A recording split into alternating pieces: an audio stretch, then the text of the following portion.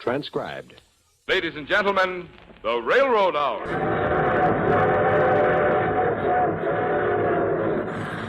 And here comes our summer show train.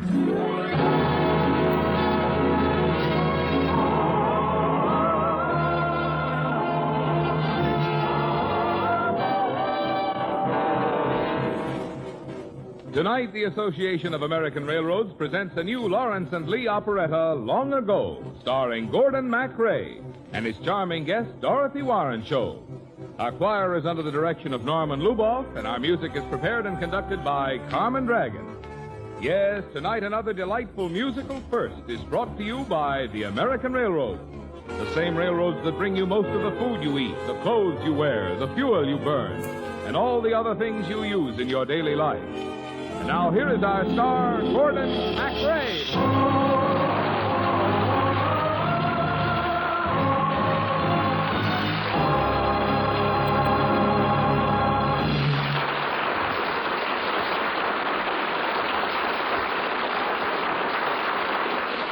Thank you, Marvin Miller, and good evening, ladies and gentlemen.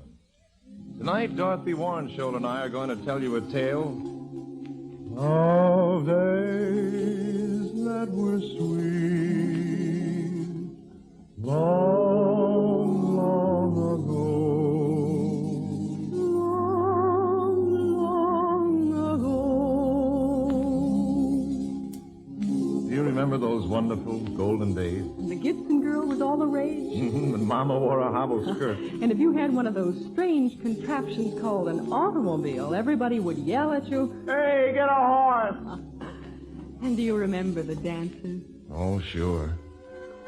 The slow, graceful harvest time dances. The mechanical moon in the dance pavilion would twirl around and make a million multicolored raindrops that fell all around us as we danced.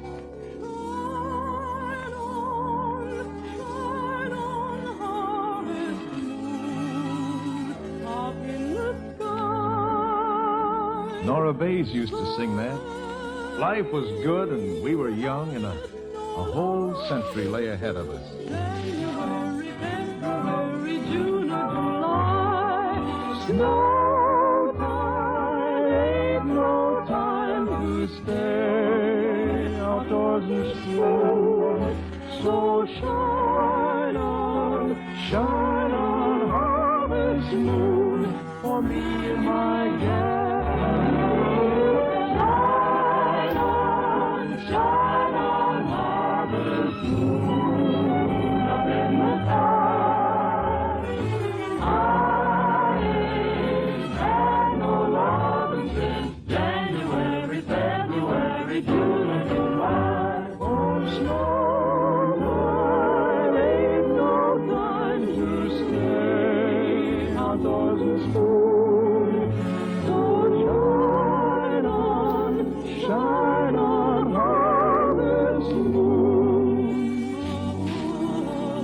This is a story of long ago.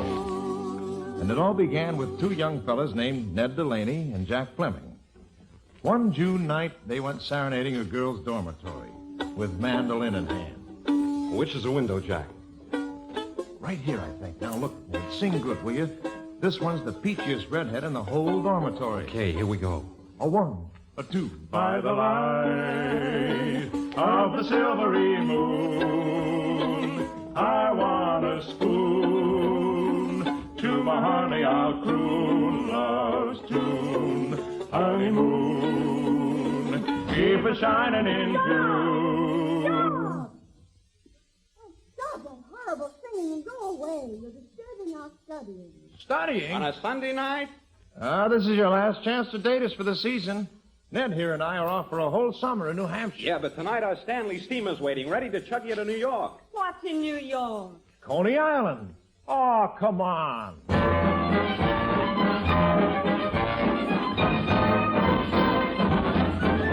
The sun has scattered the clouds from sight, and the air is crystal clear.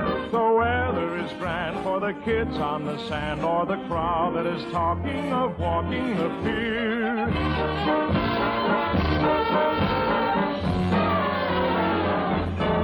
On a Sunday at Coney Island, coming and slumming and humming their favorite summery tune. Each guy and his chick looking slick as a trick as they pose for a picture cartoon. And they'll amble mile on mile while the whole afternoon, recalling on Monday the fun on a Sunday at Coney Island in June. There's Cohen's and Kelly's for hot dogs and beer, with a mustard and custard and corn off the ear. We'll ring the bell just to prove that we're strong, And dear will be near just to cheer you along. hey, there's the roller coaster. Watch how it zips and it dips and it dives. Watch how the people race over to steeplechase, planning to have the time of their lives. On a Sunday at Coney Island in June, they're going and coming and slumming and humming their favorite summery tune. Each guy and his chick looking slick as a trick as they pose for a picture cartoon. And they'll amble mile on mile all the whole afternoon, recalling on Monday the fun on a Sunday at Coney Island, at Coney Island, at Coney Island in June.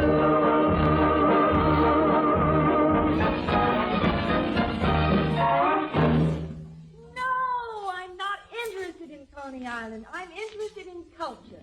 Go away. Obviously a suffragette. Yeah.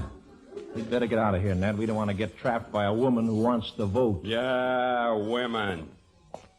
Watch out. Oh, watch out. You're walking right over the parapet. Jack!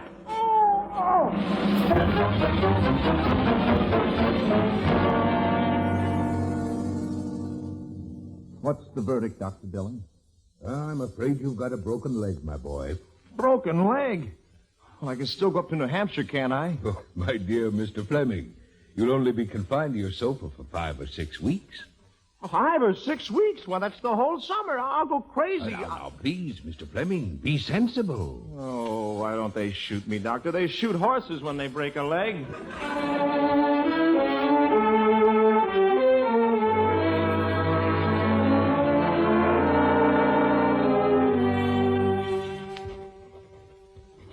To Mr. Ned Delaney at the Pines, Rye, New Hampshire. My dear sir, I am writing to ask if you would do a doctor a favor. I understand you are Jack Fleming's best friend. Will you write him and try to cheer him up?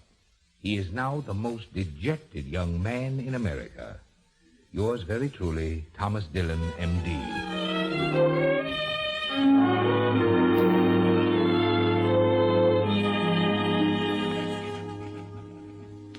My dear Jack, I wish I could come down to New York and cheer you up. There's not too much to see up here in New Hampshire. Oh, across the way, there's a large colonial mansion. Well, what do you know? A young lady's just appeared, Jack. Hey, there's a hammock over there. And a hammock is very becoming when one is 18 and has flecks of gold in her eyes and a dress like a Dresden China shepherdess.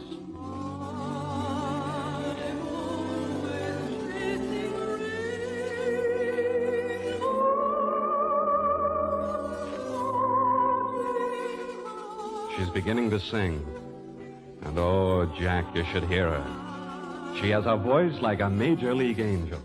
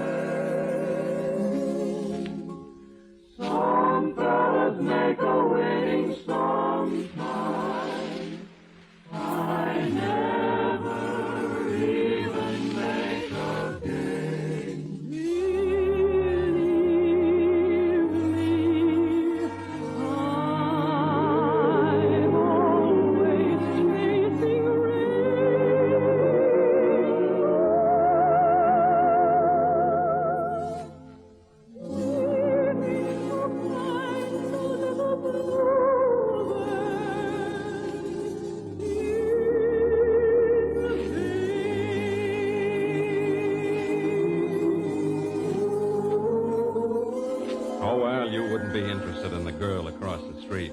And she's probably a suffragette anyway. How's your leg?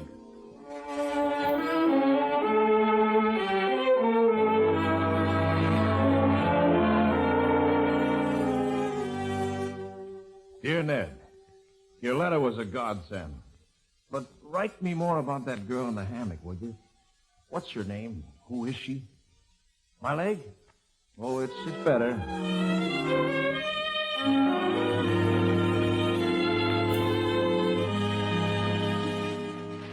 Dear Jack, the sick Pasha shall be amused. Her name's Marjorie. Marjorie Daw. And I've met her. Sure enough, up close there are flecks of gold in her eyes. And she likes everything that you like, even the same song. We sat in the moonlight and I told her all about you. And almost by magic, she began to sing that silly old favorite of yours.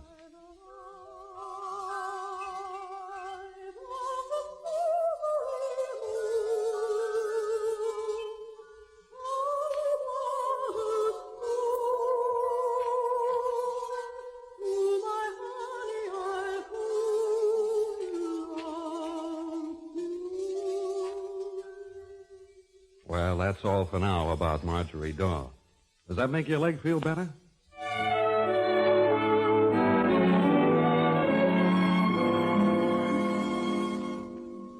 Dear Ned, your letters are curing me. This may sound strange, but I think that Marjorie Daw is somebody I've known in a previous existence, especially the flecks of gold in her eyes. I lie awake nights with my gaslight turned down to the size of a star, thinking of the pines and the house across the road. Oh, I long for a sight of that hammock and of Miss Marjorie Daw. Have you ever had dreams while you were wide awake? I seem to be walking down a long, cool road, and the loveliest girl in the whole world is by my side. Hello, Jack, dear. Hello, Marjorie. Marjorie Daw. May I ask a favor? Anything in the world. Meet me here every night. Here where everybody's in love and nobody ever breaks a leg. Oh, of course. Every night. But how will I get there? What's the name of the place? What train do you take? It's very simple, Jack. Just turn your gas light down to the size of a star, then slowly close your eyes, and here you are. Meet me tonight in dreamland, under the silvery moon. Meet me tonight in dreamland, where love's sweet roses bloom. Come with your love like gleaming in your dear eyes of blue. Meet me in dreamland, sweet dreamy dreamland. There let your dreams come true.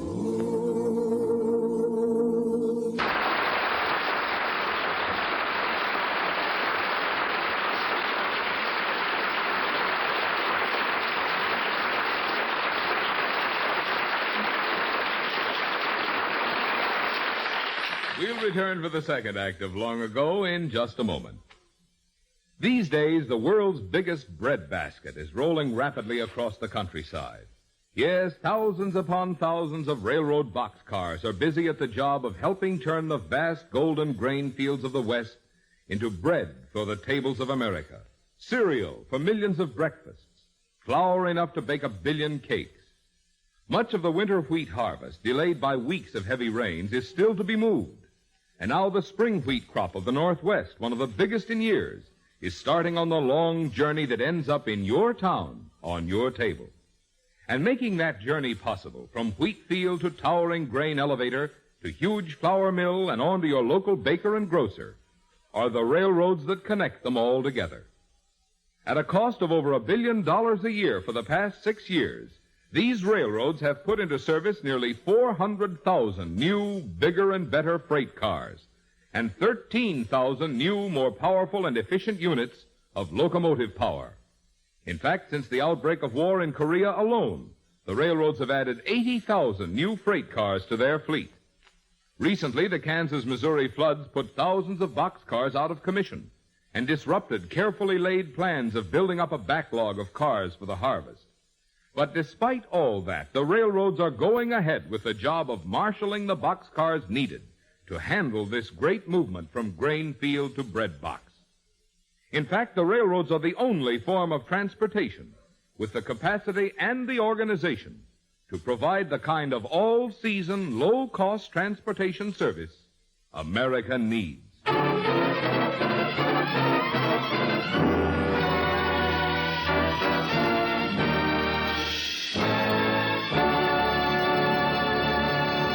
We're ready for Act Two of Long Ago, starring Gordon MacRae as Jack Fleming and Dorothy Warrenshould as the girl he's only seen in his dreams.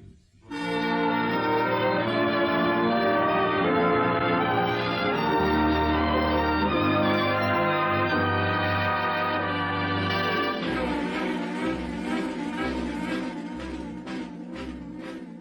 can't wait to get there. I just can't wait. Those train wheels keep saying her name over and over and over and over.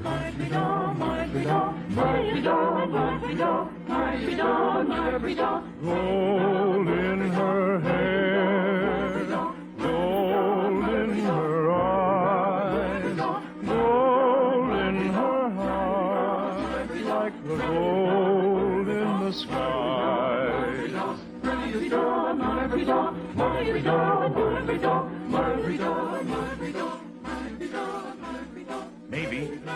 Maybe if I close my eyes, I can see her and hear her. Hello, Jack. Dear Jack. Hello, Miss Marjorie Daw. That's it. Smile. It won't be long now.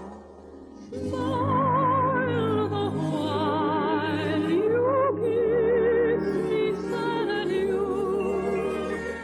When the clouds roll by, I'll come to you. Then the skies will seem more blue down in Lover's Lane, right here. Wedding bells will ring so merrily. Every tear will be a memory. So wait and pray each night for me till we meet again. Wedding bells will ring so merrily. Every tear will be a memory. So wait and pray each night for me till we meet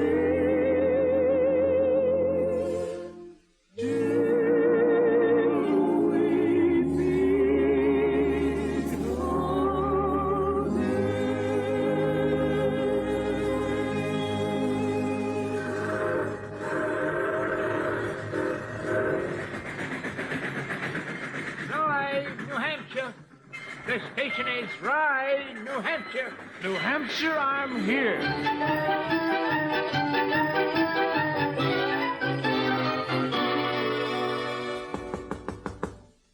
Ned? Ned, where are you? Anybody home? Who is it? Oh, no. Ned, quick. Where is she? Where's the colonial house and Marjorie Dawes? Look, Jack, The house burned down and she was killed. No, Jack, no. She ran off with another guy. I can't stand it. Jack, will you listen to me? Well, what's wrong? Well, Dr. Dillon wrote me that I should cheer you up, and that's what I tried to do. I had no idea you'd come up here. Ned. There isn't any Marjorie Dawes. You made her up. I made her up. I thought you were my friend. Jack, please listen to me. Ned Delaney, I hope I never see you again. You ever take me back to the station.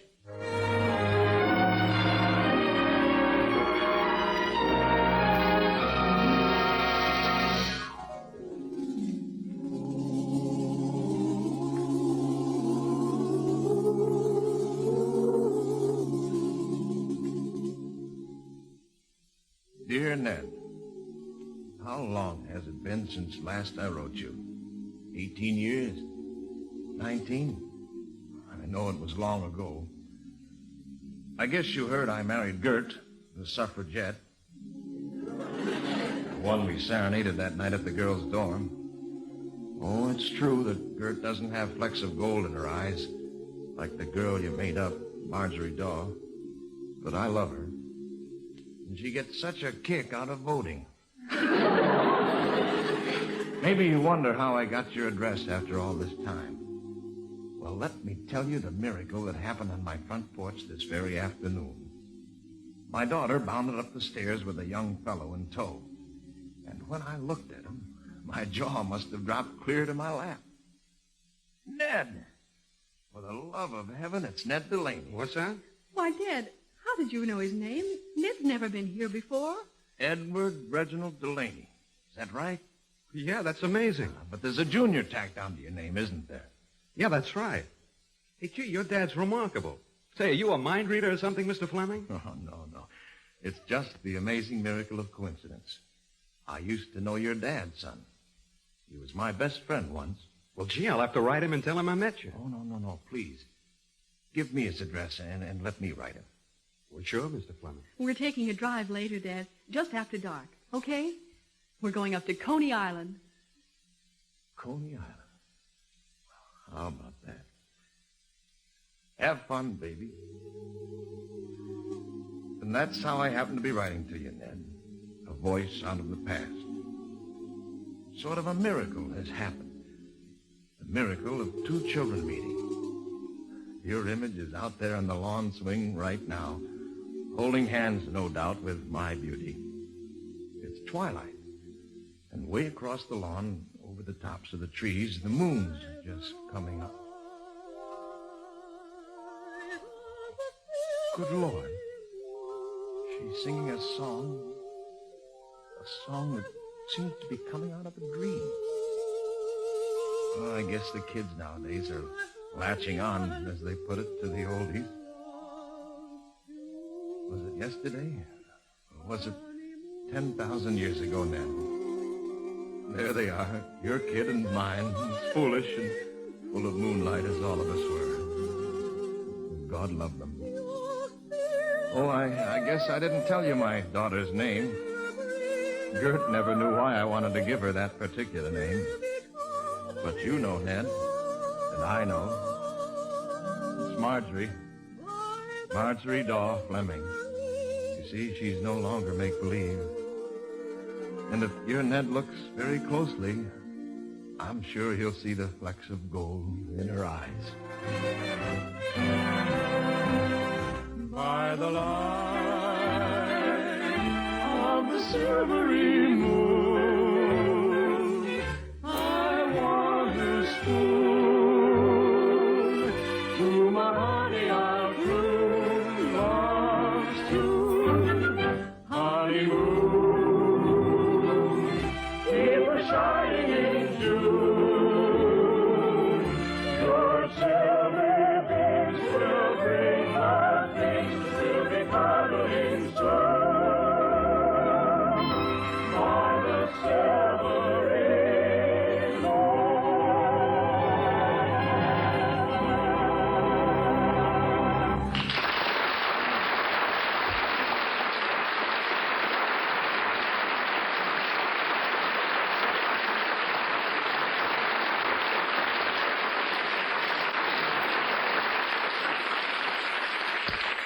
Thank you. Thank you very much, ladies and gentlemen. Lovely Dorothy Warren Scholl will return in just a moment. Meanwhile, our kind thanks to Newton Arnold, Katie Lee, Marvin Miller, and our entire company. Long ago, suggested by Thomas Bailey Aldrich's story, Marjorie Daw, was written as an operetta by Messrs. Lawrence and Lee. The Railroad Hour is brought to you each week at this time by the American Railroads. Friends, here's a message from the National Safety Council. A message about railroad crossing signs. Those signs are meant to protect people from accidents. And the Safety Council says that such signs, like other traffic signs along the highways, are signs of life. So when one of these signs warns you of a grade crossing, obey the warning. And obey all the signs of life and live. Gordon, it was fun being both your dream girl and your daughter in 1.5 hours. Well, believe me, you were enchanting in 3 sharps and 2 generations, Dorothy. Well, it's a great thrill doing the premieres of these new musicals, Gordon. Tell me, what are we premiering next week? Well, I guess I might get a meaty part next week, Dorothy. A lovely Irish legend. We're going to sing the music that comes right out of the heart of the greenest island on this planet. It's called Danny Friel, a legend of leprechauns and love. And our own folk singer, Katie Lee, will add to the Irish flavor. And I'll be practicing up on my Gaelic. See you next Monday. We'll be looking for you, Dorothy Warren Scholl. All aboard. Well, sir, it looks as though we're ready to pull out. And so until next week, and our new operetta, Danny Friel, this is Gordon MacRae saying goodbye and good night to everyone.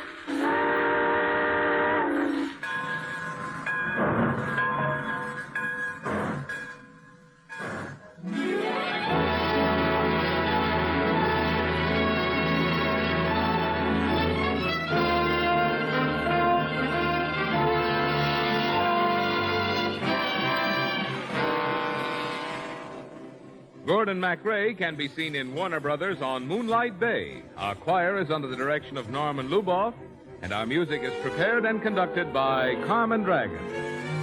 This is Marvin Miller saying goodbye until next week for the American Railroads. Now stay tuned for your Monday night of music on NBC.